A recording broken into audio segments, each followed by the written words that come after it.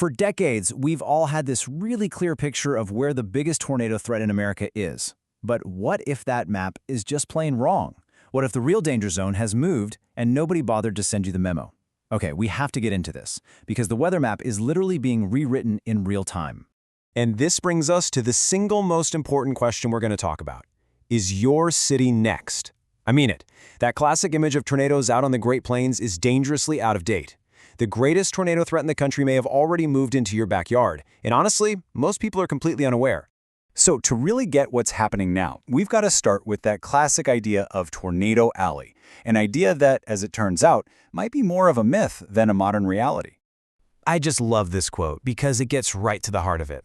That iconic picture of a tornado spinning across some flat, open plain, it's just baked into our culture, right?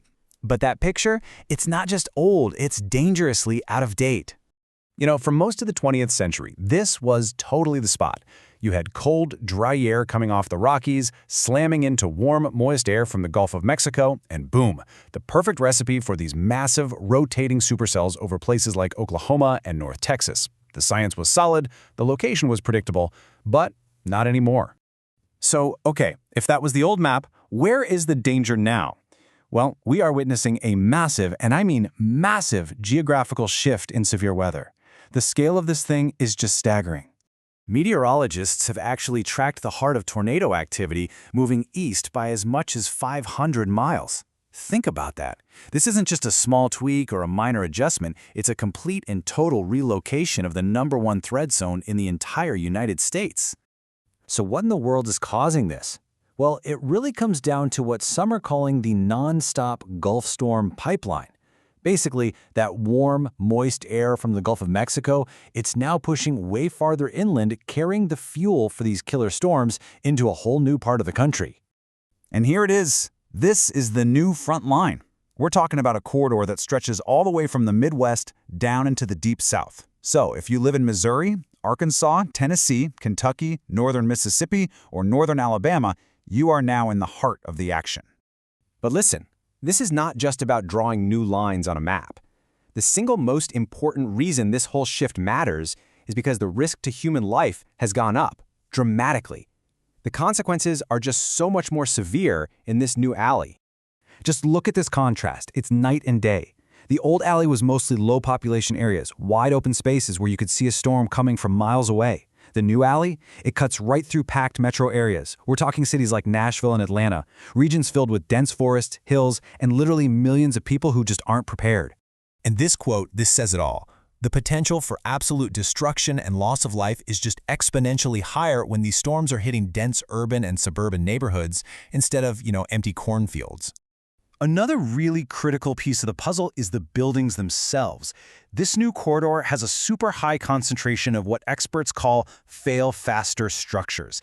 And that's just a technical way of saying buildings that absolutely cannot stand up to the violent winds of a tornado. I mean, just look at the data. States like Alabama and Mississippi, right in the bullseye of the new alley, they have some of the highest numbers of mobile homes in the entire country. That's way more than a traditional plain state like Kansas. This represents a massive, massive vulnerability. And as if the population density and weaker buildings weren't enough, the very nature of the tornadoes in this new region makes them uniquely dangerous and, frankly, terrifying.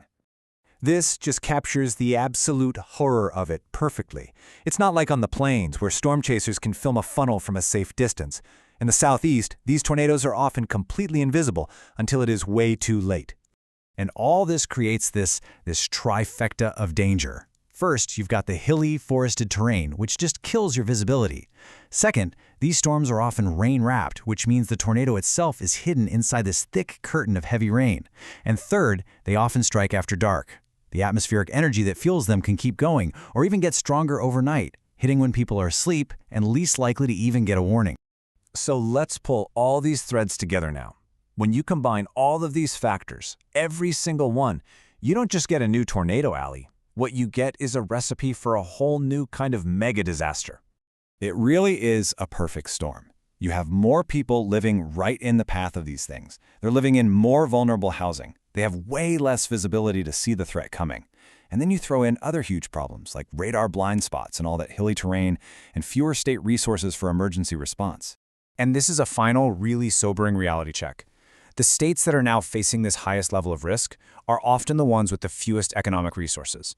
And that affects everything, from being able to fund advanced warning systems, to building public shelters, to their ability to recover and rebuild after one of these devastating storms finally hits.